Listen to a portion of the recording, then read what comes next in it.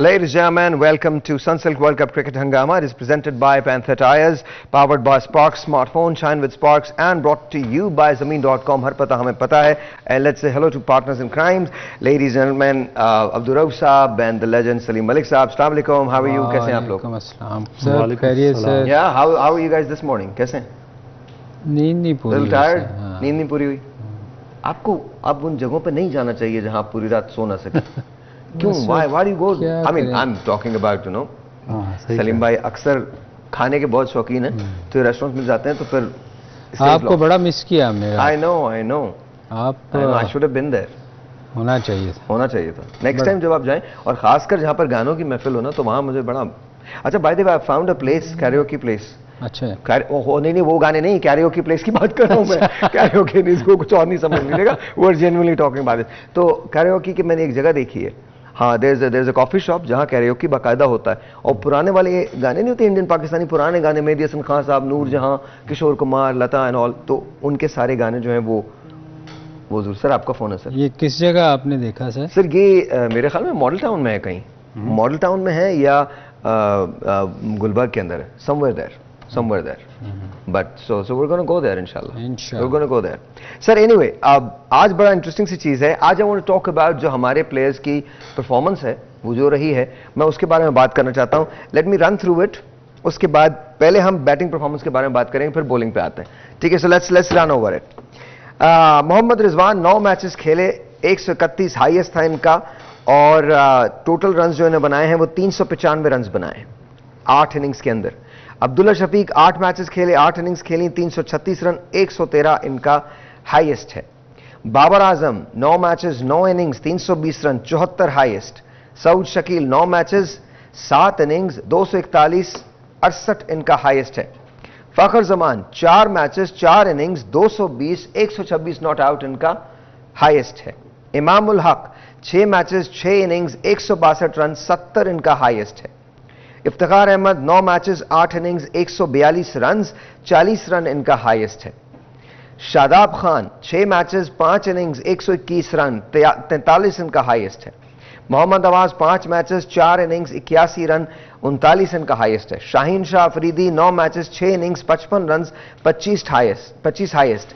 Haris Rauf 9 matches 5 innings 53 run, 35 highest. Agha Salman 3 matches 1 inning 51 run, 51 इनका highest है. Mohammad Wasim 4 matches 2 innings 23 run, 16 not out इनका highest. Hasan Ali 6 matches 3 innings 20 run, 12 इनका highest. Usama Mir 4 matches 1 innings, highest है जी 0. So this is how it looks like. Now you can take over. Yes sir. इसमें नीचे वाले बैट्समैनों को तो आप मेरा कंसीडर ही नहीं करना चाहिए, क्योंकि उनसे तो एक्सपेक्टेशन इतनी होती भी नहीं है. असल तो मैच जितवाते हैं आपके top batsman, top and middle order. तो उसमें अगर आप देखें तो किसी बंदे का भी स्ट्राइक रेट अगर आप देख लें, सिवाय फखर के अलावा, हाँ, जो 122 था, जो हम बार बार कहते हैं, हाँ, कि वही एक बंदा है जो दूसरे जो दुनिया में जितने भी आजकल के प्लेयर हैं जो तेज़ खेलते हैं वनडे में या T20 में, वही एक बंदा है जो मैच करता है उनके साथ. एक और बात भी है, फखर को अगर आप देखें तो 4 मैचेस खेले, 4 इनिंग्स खेली, 220 रन स्कोर किया. यानी 55 की तो वैसे ही एवरेज आ जाती है, अगर आप एवरेज भी निकालें तो 55 की तो वैसे ही एवरेज आ जाती है. और 126 इनका हाईएस्ट है, नॉट आउट. और स्ट्राइक रेट भी देखें ना, हाँ, उसका 122 का है, 122.9. हालांकि बाकी लोगों को अगर आप देखें, ऑस्ट्रेलिया, न्यूजीलैंड, इंग्लैंड, उनका 147, 140, 147, उनका स्ट्राइक रेट बहुत हाई है. हमारे यहाँ देखो ना आप, बाकी आप टॉप ऊपर से देख रहे हैं, किसी का 95 है, किसी का 93 है. मतलब ये हमारे जो टॉप के जितने भी बैट्समैन हैं, तो ये उससे इसीलिए तो देखें ना, हम क्वालिफाई क्यों नहीं कर सके, क्योंकि हम compete ही नहीं कर पा रहे बाकी टीमों के साथ. तो जितनी देर आपका स्ट्राइक रेट अच्छा नहीं होएगा, आप देखें ना, आप सिर्फ बाबर को ब्लेम करते हैं, अगर ये बाबर स्लो खेलता है, बाकियों का स्ट्राइक रेट देखें आप, तो उनका भी एक जैसे ही है ऑलमोस्ट सबका. तो आप फिर आप बाकियों को भी ब्लेम करें ना. बाकियों ने कोई ख़ास इतना, एक्चुअली बाबर को क्रिटिसाइज पता क्यों, उससे एक्सपेक्टेशन बहुत ज़्यादा. आप 40-50 करते हैं ना, तो लोग जो है ना वो उनको हजम नहीं होता, वो एक्सपेक्ट करते हैं आपसे कि आप बड़ा स्कोर करेंगे। तो कई दफ़ा देखें टूर्नामेंट में हर दफ़ा तो नहीं होता कि आपका अच्छा सीजन जाए, कई बैड ये टूर्नामेंट बाबर के लिए वैसे नहीं गया जैसे जाना चाहिए था। वो होता है जी, हर सीरीज में तो आप अच्छा नहीं कर सकते। तो ये मेरा ख्याल है, मैं समझता हूँ कि वर्ल्ड कप उसके लिए उतना अच्छा नहीं गया, हालांकि बुरा नहीं है उसने, उसकी कोई इतनी बुरी भी परफॉर्मेंस नहीं थी। 4 मरतबा 50 किए हैं, बॉल जो उन्होंने फेस की हैं वो तकरीबन 386 बॉल्स हैं जिन पे 320 रन बनाए, स्ट्राइक रेट 82.90। वो असल चीज़ वही है ना जी कि हमारे आप ऊपर के 4 बैट्समैन देख लें, किसी का भी 100 से ऊपर नहीं है स्ट्राइक रेट, सिवाय फ़खर के। वो वाहद एक प्लेयर है कि वो आपको हमेशा मैं कहता हूँ कि वो रुकता ही नहीं है। इफ्तिखार का है 115 और शादाब का है 100। इफ्तिखार का भी अगर आप देखें तो उसका टोटल देखें ना आप 8 मैचों में क्या है, 142। उससे कोई फर्क नहीं पड़ता। आप 8 मैचों में 142 एवरेज निकालें, आप क्या बनती है, 20 से नीचे की बनती है। हाँ, ऑब्वियसली। और मेरे ख्याल में यहाँ पर स्ट्राइक रेट तो मैटर करता है, बट साथ में इनिंग्स भी मैटर करती है ना, कि आपने कितने रन स्कोर किए हैं, वो बड़ा मैटर करेगा। देखिए इसमें साहिर भाई जो बेसिक चीज पता क्या है कि जब आप किसी बड़े इवेंट में या किसी जगह पे खेलने जाते हैं ना, तो आपको एग्जैक्टली पता होना चाहिए कि वो पिचेस किस तरह की हैं। मसलन कि अगर आप इंडिया में खेलने जा रहे हैं तो आपको पता है कि वहाँ पे बैटिंग पिचेस होंगी और स्पिन बॉलर को सूट करेंगे। इसका मतलब है जो आपके बैट्समैन है उनकी जो कैलकुलेशन है वो टू द पॉइंट होनी चाहिए, और वो जिस तरह बाकी कंट्रीज हैं, जिस तरह आप देखें कि डिकॉक है, रविंद्रा है, KL राहुल, कोहली, 2-2, 3-3 सेंचुरियां इन सब की। हमारी टोटल जो पूरे वर्ल्ड कप के 9 मैचेस में हमारे टोटल 3 सेंचुरी, ठीक है। यहाँ पर एक उस आदमी की है जिसे हमने नहीं खिलाया, सर ये बड़ा जख्म है। और उसमें भी देखें कि बड़ा जख्म है सर, मैं आपकी बात मैं आपको बताता हूँ उससे बड़ा जख्म क्या है। 6 मैचेस इमामुल हक खेल गए हैं 27 की एवरेज से, ठीक है, 90 के स्ट्राइक रेट से, जिस उनकी एवरेज है 27 की, और जिस बंदे की एवरेज है 55 की, वो कितने मैचेस खेला है? 4 matches. I think we should start a show, it is called गुरु हो जा शुरू। that's what needs to be started। और उसके अंदर गुरु ये हैं, और किसी को भी कुछ भी कोई सवाल करना होना सर आप बात कीजिए सर, बोलिए। अच्छा, देखें कि एक बंदे का स्ट्राइक रेट है 122, ठीक है, उस 4 मैचेस वो खेला है, 55 की उसकी एवरेज है, और उसने मैचेस खेले हैं 4। हाँ जी, ठीक है। एक बंदे का स्ट्राइक रेट है 90 का, एवरेज है उसकी 26 की। पर सर ये साइंस पाकिस्तान में इस्तेमाल होती है। ये कौन सी साइंस है, कौन सी मैनेजमेंट, ये इनको करोड़ों, मैं बात ये है कि आप इनको, इन पे आपने करोड़ों रुपया बर्बाद किया। ये इनकी कैलकुलेशन है कि एक बंदे की 27 की एवरेज है, वो 6 मैच खेल गया, एक ही 55 की एवरेज है, वो 4 मैच खेला। उसके बाद फिर जो सर मैं आपको एक और बात बता दूं, वो 4 मैच इसलिए नहीं खेले, उनमें से 2 मैचेस बहालत मजबूरी में खिलाए गए। जो पहला मैच खिलाया गया वो बहालत मजबूरी में, उसको खिला नहीं रहे थे।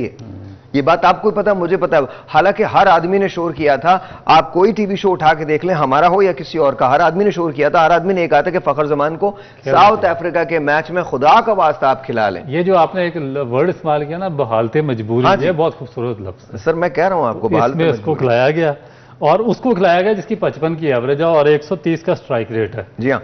और उसके बाद जो हमारे 2 ऑलराउंडर, टॉप क्लास ऑलराउंडर, जो हमारे चीफ सेलेक्टर कहते हैं मेरा कसूर क्या है। कौन? जो चीफ सेलेक्टर जिनको निकाला वो कह रहे मेरा कसूर क्या। आपका कसूर ये है कि आपने 2 ऑलराउंडर कहकर सिलेक्ट किए, नवाज को और शादाब खान को। एक की 18 की एवरेज है, एक की 22 की एवरेज है। हो सकता है नवाज को दुआओं के लिए सिलेक्ट किया, आखिरी ओवर करवाने के लिए सिलेक्ट किया। दुआ मांग रहे हो नवाज बैठे हुए कि अल्लाह मियां मेरा नहीं तो किसी का काम कर दे। सकलैन को लेके जाना चाहिए था दोनों के। फिर उससे भी खतरनाक चीज क्या है कि जो हमारे मिडिल ऑर्डर हैं, इफ्तिखार अहमद है 16 की एवरेज, ठीक है। उसके बाद आपके जो आते हैं साउथ शकीन 34 की, तो आपका इतना फेवरेट है, आप मुझे बहुत पसंद है, लेकिन क्या करें कि अब ये देखें ना स्टैट सामने पड़े हुए, अब इस पे क्या झूठ तो नहीं बोल सकता ना, आप बताएं। नहीं बिल्कुल नहीं बोल, तो फिर इसका मतलब पहले आप झूठ बोलते रहे हमारे साथ। किसका? इतनी तारीफें आपने की हैं। नहीं पसंद तो मुझे अभी भी हैं। अच्छा, लेकिन पसंद ये बहुमा को भी करते हैं, आप पूछ के देख लीजिए। आपको बहुमा पसंद नहीं है? मुझे इतने ज्यादा पसंद है, मगर अगर रियलिस्टिकली देखा जाए ना तो रियलिस्टिकली बहुमा की जो सेमीफाइनल था उसमें जगह ही नहीं बनती थी। मैं कहता हूँ बहुमा की जगह ही नहीं बनती यार। ये कैसा पलटी मारा है।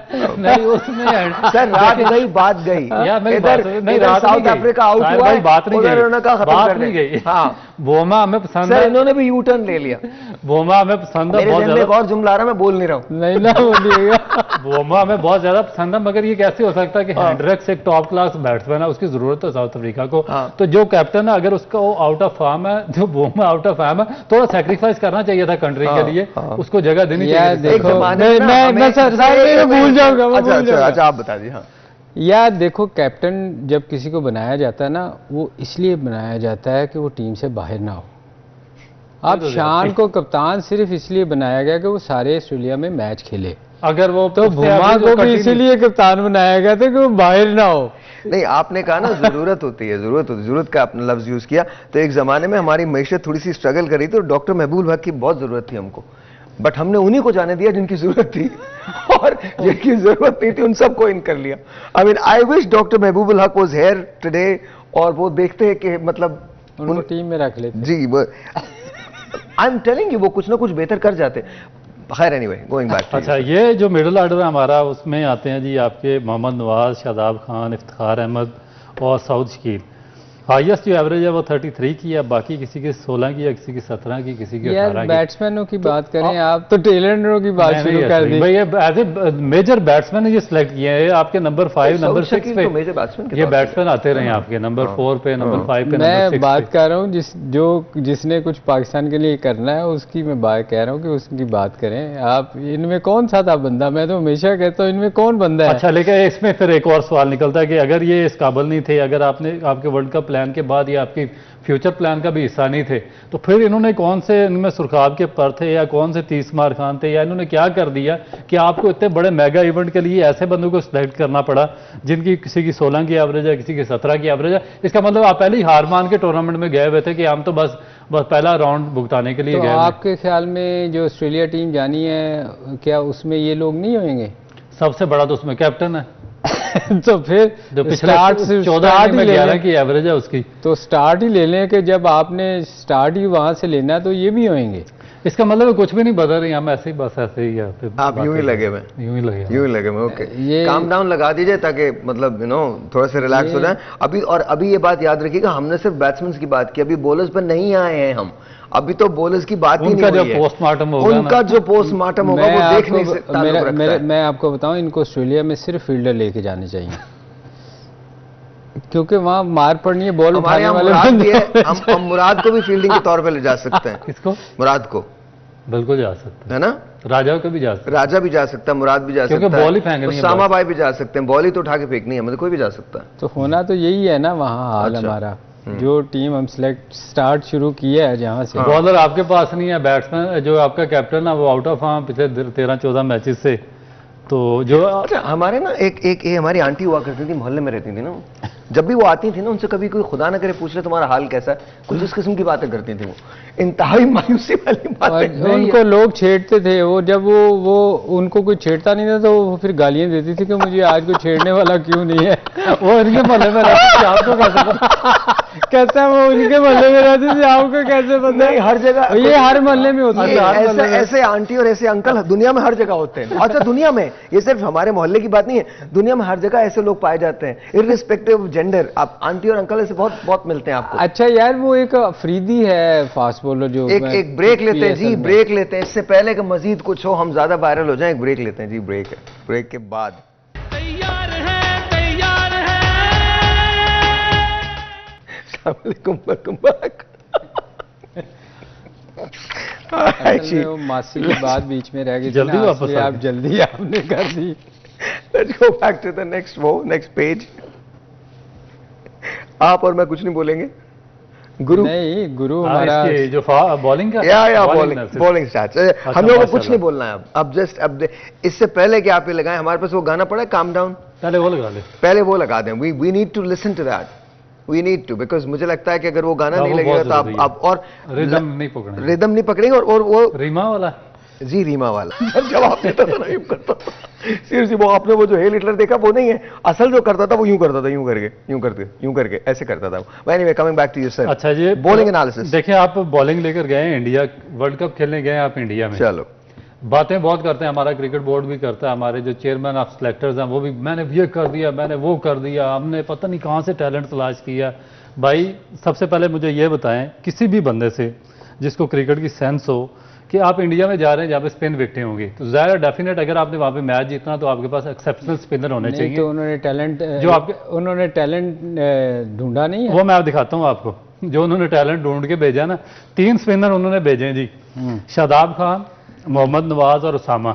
पूरे टूर्नामेंट में अभी भी तो टैलेंट ढूंढ लिया उन्होंने। पूरे टूर्नामेंट में तीनों की कुल मिला के पता है कितनी विकेटें हैं? 7। और ये कह रहे हैं कि हम वर्ल्ड कप जीतने जा रहे हैं।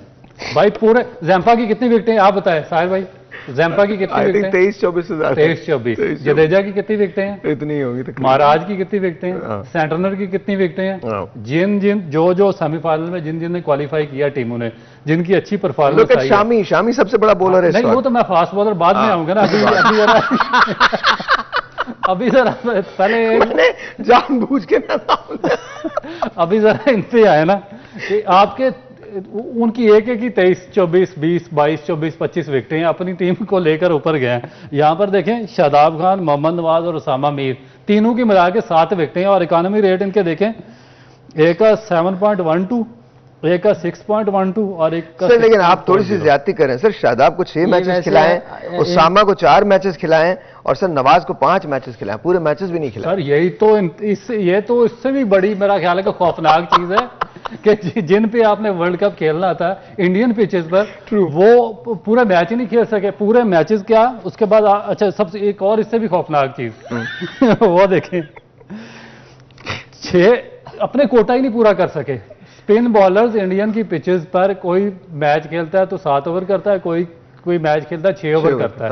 और जो उनकी रिप्लेसमेंट पे उनके बकाया ओवर कौन पूरे करते हैं? बेचारे जो पार्ट टाइम है, वो इफ्तिखार पूरे करता है, कहीं वो कोई दूसरा आके फास्ट आगा सलमान वो पूरे कर रहा है, और साउथ शकील पूरे कर रहा है। बल्कि आपको मैं एक हैरतअंगेज बात बताऊं, अगर आप देखें इस फूड फॉर थॉट, अगर आप देखें तो इफ्तिखार ने सबसे ज्यादा बॉल्स किए हैं, 288 बॉल्स किए हैं, वो पार्ट टाइम है।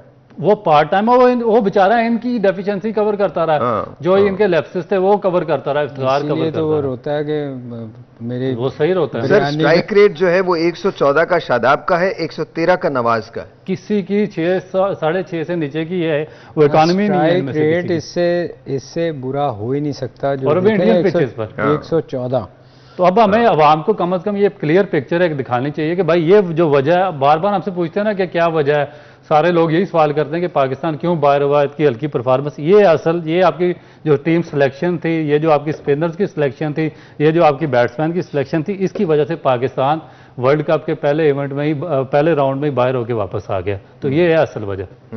अच्छा नहीं, अब रऊफ ऑस्ट्रेलिया जा रहे हैं तो उसकी भी मेरा पहले ही वजह बता दें। नहीं पहले जरा फास्ट क्योंकि फिर लोगों ने सवाल पहले let's talk about the fast bowling ना, जिसमें हमारे पास शाहीन शाह हैं, हारिस हैं, मोहम्मद वसीम हैं, हसन है, ये 4 बॉलर्स हमारे पास रेगुलर फास्ट बॉलर्स थे। अच्छा हसन देखें, इन्होंने कहा था उसके पास बहुत एक्सपीरियंस है, हमने उसको इसलिए सिलेक्ट किया। 6.30 की इकॉनमी है उसकी और 9 विकेटें हैं। उसके बाद हारिस रऊफ ऑलमोस्ट 7 रन, उनको 7 रन की इकानमी है उनको 533 रन लगे हैं। पाकिस्तान की क्रिकेट की हिस्ट्री का एक नया रिकॉर्ड है कि आज तक पाकिस्तान की क्रिकेट की हिस्ट्री में किसी प्लेयर को किसी इवेंट में या किसी वर्ल्ड कप में इतने ज़्यादा रन नहीं हुए जितने कि अकेले हारिस रऊफ को हुए हैं। तो अब देखें कि आपके पास रिप्लेसमेंट ही नहीं है इनकी, कि वो आपके स्पिनर्स फेल होते रहे, आपके फास्ट बॉलर की इकानमी एक्सीड करती रही, विकेटें भी नहीं उनको मिली, स्ट्रगल भी करते रहे। Even Wasim was expensive, 4 matches खेले हैं, 229 बॉल्स किए, इवन वसीम वाज एक्सपेंसिव। 5.65 इनकी भी इकानमी है। इवन के जो हमारे प्रीमियर बॉलर हैं जो शाहीन अफरीदी हैं, वो भी 6 रन की एवरेज से वो उनकी इकानमी है, जो 6 रन। आई थिंक इन तमाम उसमें शाहीन शाह ने 18 विकेटें ली है, कम से कम वो कंपलसेट हो गया उसके। मगर आप ये उसमें से 8 विकेटें ऐसी हैं जो जिस वक्त आपको विकेटें मिलनी होती हैं, आपने आखिरी ओवर्स करने हैं, हिटें मारनी है या आपको मार पड़ जाती है या विकेट्स मिल जाती हैं, मतलब वो उसका कोई टीम को कोई फ़ायदा नहीं हुआ, टू बी ऑनेस्ट। और दूसरी जाने स्लीप भाई, अगर आप इनका कंपैरिजन करें हमारे जो फास्ट बॉलर्स हैं, आप जो टीमें सेमीफाइनल में क्वालिफाई की हैं, आप बुमराह की इकानमी देखें 3 पॉइंट समथिंग, सिराज की 4 या 5 है, शामी की 4 पॉइंट, और इस वक्त वो मेरे ख्याल में टूर्नामेंट के सबसे टॉप विकेट टेकर है इस वक्त। सबसे आप बड़ा जो ऑस्ट्रेलिया का उनका निकाल के देखें, आप हेजलवुड आउटस्टैंडिंग लास्ट मैच देख लें, 8 ओवर में 12 रन 2 विकेट, इकॉनमी उनकी देखें, उसकी कमिंस की देख लें, स्टार की देखें, फिर जो साउथ अफ्रीकन है आउटस्टैंडिंग इकॉनमी है। तो जब आप कंपीट करने गए हैं इन बॉलर्स को, इन टीमों के खिलाफ, तो आप लेकर क्या गए हैं आपकी? अच्छा, so here is my question. आपने बात की, आपने स्टैट्स हमारे सामने रखे चीजों के, क्या हमारे जो कोचेज होते हैं, हमारे जो कोचिंग स्टाफ होता है, वो इन चीज़ों को सामने रखते हुए ट्रेन करता है कि ये बैट्समैन का स्ट्राइक रेट ये है, इसका ऑन साइड बहुत स्ट्रॉन्ग है, तो जब हम इसको बॉलिंग करना चाहेंगे तो हम इसको ऑफ साइड पे करेंगे, या हम इधर लेंगे, मिड ऑन लेंगे, मिड ऑफ लेंगे, यू नो लॉन्ग ऑन पे रख लेंगे कोई बंदा, हमने क्या करना है, कितनी स्लिप्स लेके खेलना है? मतलब आप उसको, जैसे अगर आप वार्नर के खिलाफ बॉलिंग कर रहे हैं तो आपको वार्नर की वीकनेसेस पता होनी चाहिए, अगर आप स्मिथ के खिलाफ बॉलिंग कर रहे हैं तो आपको उसका पता होना चाहिए, अगर आप रोहित के साथ बॉलिंग कर रहे हैं या विराट के साथ, दुनिया का कोई बैट्समैन ऐसा नहीं है जिसका वीक स्पॉट नहीं है। तो क्या ये सारी स्टडी होती है और या ये नहीं होती, या I am just making it up? देखिए, होनी तो चाहिए। ओके, क्योंकि आप वीडियो, अच्छा मैं आपको क्यों कह रहा हूं, बिकॉज मैं अमेरिकन फुटबॉल खेलता रहा हूं और बेसबॉल बहुत ज्यादा वहां, जाहिर है कहीं ना कहीं तो आपको तो बड़ी स्ट्रैटेजाइज करना होता है, आपको बहुत स्ट्रैटेजी के साथ आप खेलते हैं। सो मच सो कि मैं इंट्राम्यूरल चैंपियन रहा हूं रैकेट बॉल में, which is close to squash, वो हम 5 बॉल्स जो हैं वो यूज करते हैं। तो उसके अंदर हमारे अपोनेंट्स जो होते थे, हमें उनके बारे में पता होता था, हम उनकी वीडियो टेप्स हमको कोचेस दिखाया करते थे कि ये इस तरह से खेलता है, ये इसकी ड्रॉप शॉट्स हैं, आपने यहां पर जाके इसको टैकल करना है, इन एंगल्स के साथ इसको खेलना है, यहां से आपने इसको उठाना है और आपको मार्जिन देना है इतने। तो इस तरह से बातें होती थी। I don't know if that happens here. नहीं, ये चीज़ें तो होती हैं। देखें, ये आपको वीडियो देखनी पड़ती है और फिर आपके जो स्टाफ आपने जो रखा होता है उसका काम यही होता है, हाँ, कि वो इन चीज़ों को नोट करे। अब हमारे यहाँ क्या हो रहा है कि आप, वो बात फिर वही आ जाती है कि ऑनलाइन आप क्या बताएंगे जब आप वहाँ होंगे नहीं। ये देखें, ये चीज़ें जो है ना, हर बंदे की, आपको जब टीम मीटिंग होती है ना, तो आप, जैसे कल मैच है, हाँ, तो आप हर बंदे की, बैट्समैन से लेके बॉलर तक, स्ट्रेंथ और वीकनेस आप बताते हैं कि यार ये यहाँ है, हाँ, और फिर उसके बाद कप्तान की रिस्पॉन्सिबिलिटी होती है अंदर जाके ना। कई दफ़ा आपको मैच के दौरान ही आपको चीज़ें ऐसी होती हैं कि आपको डिसीजन लेने पड़ते हैं, ठीक है ना। जैसे मैंने कहा था कि तो बहुत सारी चीज़ें एकदम आपको, आप खुद डिसीजन लेते हैं, तो ये चीज़ें तो बताई जाती हैं, मगर अच्छा, होता। चलिए, मैं एक बात आप मुझे और बताइए, बिकॉज मैं जब प्रेस कॉन्फ्रेंस सुन रहा था बाबर की, तो बाबर ने कहा था हम इंग्लैंड के खिलाफ एक हिकमत अमली से उतरेंगे। क्या थी सर भाई? देखें, वो तो, you know that I love Babar, there is I am not taking anything away from him. वो उस वक्त आपको भी पता है और मुझे भी पता है, कोई स्ट्रेटजी नहीं थी, क्योंकि हम तो बिल्कुल वो उस पोजीशन में थे जहां हमें 50 स्कोर 2 ओवरों में करना था, कि शायद एक ओवर 50 3 ओवर में, तो वहाँ स्ट्रेटजी क्या होनी थी? आई डोंट नो कि 150, वो तो मेरा ख्याल वो ऐसे ही फ्लो में बोल गया कि स्ट्रेटजी वहाँ क्या हो सकती है? नहीं, अगर जैसे आपने पहाड़ चढ़ना है तो आपको पता है मैं चढ़ ही नहीं सकता। देखिए, मुझे याद है आप और हमारा एक प्रिंसिपल डिफरेंस था। मैंने ये कहा था कि अगर फर्ज करें मैं कप्तान होता तो मैं तो 10 ओवर की प्लानिंग करता, दैट्स ऑल, दैट्स इट, उससे ज्यादा की प्लानिंग नहीं थी। मेरी बात सुन लीजिएगा प्लीज, रिक्वेस्ट। दूसरी बात ये, आपने कहा ये नहीं हो सकता, ठीक है, आपका एक्सपीरियंस ज्यादा है, मैं आपकी तरफ हो जाता हूं, आप बिल्कुल ठीक कह रहे हैं, कम से कम मैच जीतने की तो हिकमत अमली होनी चाहिए। मैंने पहले दिन का, पहले मैंने कहा था, नहीं हो रही थी ना, मैंने तो आपको याद नहीं, मैंने आपको कहा था कि पाकिस्तान को मैच जीतने के लिए जाना चाहिए, हम क्वालिफाई नहीं कर सकते। हाँ, एक चीज जरूर करनी चाहिए कि पाकिस्तान को एटलीस्ट मैच तो जीतने के लिए जाए ना, मैच तो है ना, इंटरनेशनल मैच है, कोई आम मैच नहीं, क्योंकि हम वो अचीव नहीं कर सकते थे हम, कि 3 ओवरों में 150 या 200 स्कोर करें। तो आप कम से कम फाइट तो करें ना, लोगों को नजर आए कि आप मैच जीत रहे हैं। ये चीजें जो है ना, ये तो बेवकूफ बनाने वाली बात है ना, कि वो हमने स्ट्रेटजी बना ली, वो तो हो ही नहीं सकता था। एक हम ब्रेक लेते हैं, ब्रेक के बाद यहीं से कंटिन्यू करते हैं, we'll be right back। Alright ji, once again, welcome back। So, अब दौरा ऑस्ट्रेलिया है, दौरा न्यूजीलैंड है। I'll start with you। Fast bowling में कौन कौन जा रहा है, यू थिंक किसका इंतखाब होना चाहिए? Let's be very honest, let's be very straight. देखिए, टेस्ट मैचेस में पाकिस्तान खेलने के लिए जा रहा है, तो टेस्ट मैच में अब प्रॉब्लम ये, I think there is test and I think there are T20। हाँ, तो सबसे पहले तो मोस्ट इंपॉर्टेंट चीज तो आपके लिए टेस्ट मैचेस है ना, क्योंकि आगे टेस्ट चैंपियनशिप भी आनी है। अगर आप नहीं जीतेंगे तो फिर बड़ा मुश्किल हो जाएगा उसके फाइनल के लिए क्वालिफाई करना। इस दफ़ा भी पाकिस्तान जो टेस्ट चैंपियनशिप थी उसके नज़दीक भी नहीं पहुंच सका। और फाइनल में क्वालिफाई नहीं कर सका ऑस्ट्रेलिया, और जो इंडिया की टीमें थी वो फाइनल खेली हैं। तो अब India is the number 1 team right test में जी। तो अब प्रॉब्लम ये है कि हमारे पास अब बॉलिंग मटेरियल है ही नहीं है टेस्ट मैच का। शाहीन अफरीदी इंजरी के बाद कंटिन्यूसली स्ट्रगल कर रहे हैं। खेल वो जरूर सकते हैं मगर इस तरह का इम्पैक्ट वो क्रिएट नहीं करेंगे जिस तरह के पास्ट में उनसे एक्सपेक्टेशन थी। हारिस रऊफ तो बिल्कुल किसी सूरत भी टेस्ट मैच में नहीं कंसीडर हो सकता ना, उसका तो आप उसको तो नाम भूल ही जाएं कि वो टेस्ट में कंसीडर होगा, क्योंकि उसको अगर वनडे में ये कंसीडर कर रहे हैं तो बड़ी बात होगी, क्योंकि वनडे में भी वो स्ट्रगल कर रहा है 10 ओवर्स में, 2 दफ़ा उसकी MRI हुई है। तो टेस्ट मैच में आपको 5 दिन क्रिकेट खेलनी पड़ेगी, 5 दिन में आपको मुख्तलिफ जो इंटरवल्स में मुख्तलिफ स्पेल्स में बॉलिंग करनी पड़ेगी, एक दिन में आपको 20 ओवर्स भी करने पड़ सकते हैं। तो मेरा नहीं ख्याल कि हारिस रऊफ अभी इस काबिल है कि वो टेस्ट मैच खेल सके। अब उसके बाद जो आपका तीसरा हसन अली है। हसन अली देखें कि आज से कुछ अर्सा पहले 2-3 साल पहले तो वो टेस्ट में अच्छा परफॉर्म करता रहा, मगर हुआ क्या कि उसकी वाइट बॉल जो क्रिकेट थी जिसमें वनडे या T20 आ जाता है उसमें परफॉर्मेंस डिक्लाइन का शिकार थी, मगर उसको कंटिन्यूसली इन्होंने साथ रखा और खिलाते रहे। एंड रिजल्ट क्या निकला कि वो टेस्ट मैच तीनों फॉर्मेट से बाहर हो गया। अब ये जो वर्ल्ड कप का प्लान था उसमें आपका हसन अली शामिल नहीं था, मगर चीफ सेलेक्टर ने कहा क्योंकि ये मोस्ट सीनियर बॉलर है, इसके पास एक्सपीरियंस है, इसलिए हम इसको वहाँ पर लेकर जाते हैं। मगर वहाँ पर क्या हुआ कि वो फिर एक्सपोज हो गए, 6 मैचेस भी पूरे नहीं खेल सके, 6 मैचेस खेल सके। तो अब जिस तरह की उनकी बॉडी लैंग्वेज है और जिस तरह वो बॉलिंग कर रहे हैं और जो उनका इम्पैक्ट आ रहा है, तो मेरा नहीं ख्याल कि वो टेस्ट मैचेस के लिए वहाँ पर वो इफेक्टिव साबित होंगे ऑस्ट्रेलियन पिचेस पर।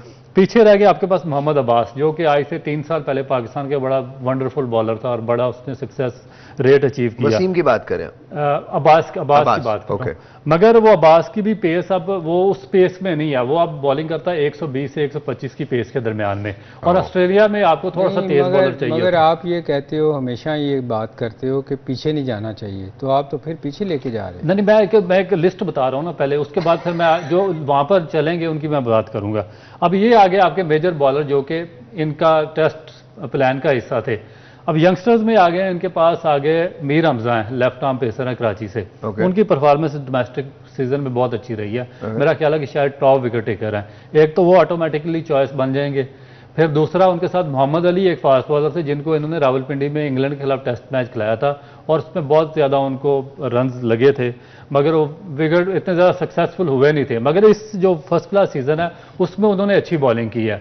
अब ये देखते हैं सिलेक्टर्स क्या उनको लेकर जाते हैं या नहीं लेकर जाते, क्योंकि इनके पास बैकअप में बॉलर्स नहीं है। आई थिंक मेरे ख्याल में लेके जाना चाहिए। ये बड़ा एक एक्सपीरियंस से फुल टूर होगा जिसके अंदर आप अमीर हमजा को भी ट्राई कर सकते हैं, अली को भी ट्राई कर सकते हैं, साथ शाहीन अफरीदी हो सकता है बस। ओके, इसके अलावा जो बाकी 2 बॉलर हैं जैसे हसनैन है, क्योंकि वो तो ना फर्स्ट क्लास खेलते हैं और ना ही वो लंबी फॉर्मेट के हैं। एहसानुल्लाह थोड़ा बेहतर थे, मगर वो जब से उनका कोनी का प्रॉब्लम हुआ उसके बाद। वसीम की इंजरी है।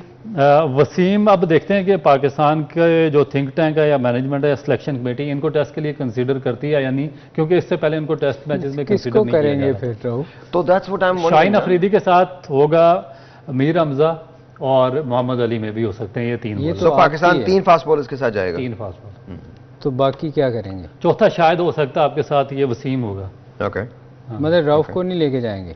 हाँ नहीं यार, वो तो टेस्ट मैच बिल्कुल मैच तो अच्छा मैं क्योंकि वहाँ स्पिनर से ज्यादा आपको फास्ट बॉलर्स हेल्प करेंगे, जरूरत ही फास्ट बॉलर की। मैं बताऊं ये रऊफ को लेके जाएंगे, देखिएगा आप, क्योंकि इनके पास चॉइस कोई नहीं है। ठीक है, इनके पास रऊफ चॉइस कोई नहीं है, इन्होंने लेके जाना है। उसके स्ट्रगल कर रहा है ना सलीम भाई, बिल्कुल कर रहा है। उसके लिए इनको बता दें।